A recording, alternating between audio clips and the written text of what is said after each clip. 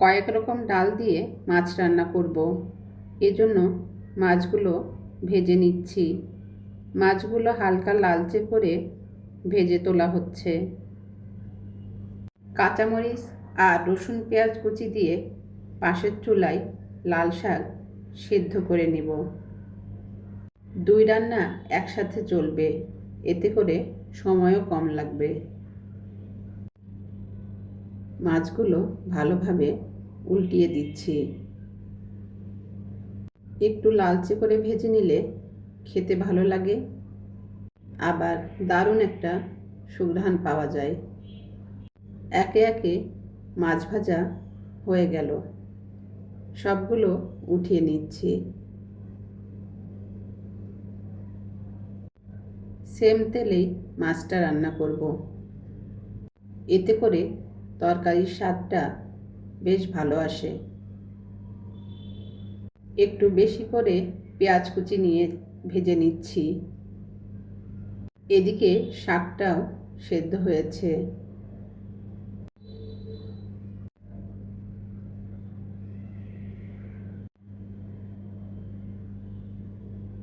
মশলাটা ভালোভাবে কষিয়ে নিচ্ছি।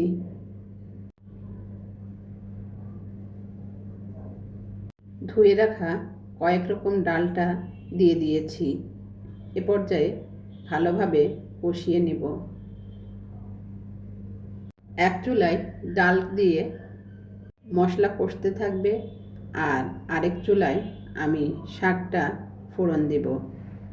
কড়াইতে তেল গরম করে শুকনা মরিচ, পেঁয়াজ কুচি এবং রসুন কুচি হালকা লালচে করে ভাজা হচ্ছে শাক ফোড়নের জন্য।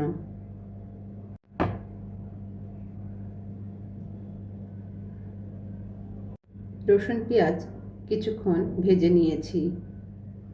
এরপর তাতে ছোট চিংড়িগুলো দিয়ে কিছুক্ষণ নেড়েচেড়ে ভেজে আগে থেকে সেদ্ধ করে রাখা লাল শাকটা দিয়ে দেব।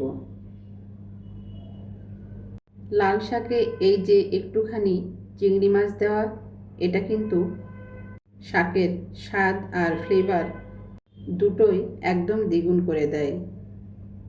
সাধারণ একটা খাবারকে কিভাবে অসাধারণ করা যায়, সেই টেকনিক কিন্তু আমরা বাঙালিরা খুব ভালো করেই জানি।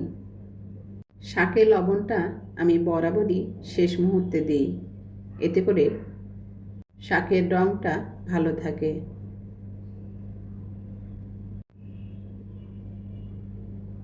একদিকে শাক হচ্ছে আর অন্য পাশে মশলা দিয়ে ডালটা ভালো করে কষিয়ে রাখার পর ভাজা মাছগুলো দিয়ে দিব। এখানে সামান্য পানি দিয়েছি। ঝোলের পানি ফুটে উঠতেই ওপর থেকে কাঁচামরিচ, ধনেপাতা কুচি আর গরম মশলা গুঁড়া ছড়িয়ে দিলাম। দুই চুলায় রান্নার এই যে ব্যস্ততা, এটাই তো আমাদের চেনা বাঙালির রান্নাঘরের দৃশ্য। স্বাদ আর স্বাস্থ্য দুটোই একসাথে পেলাম।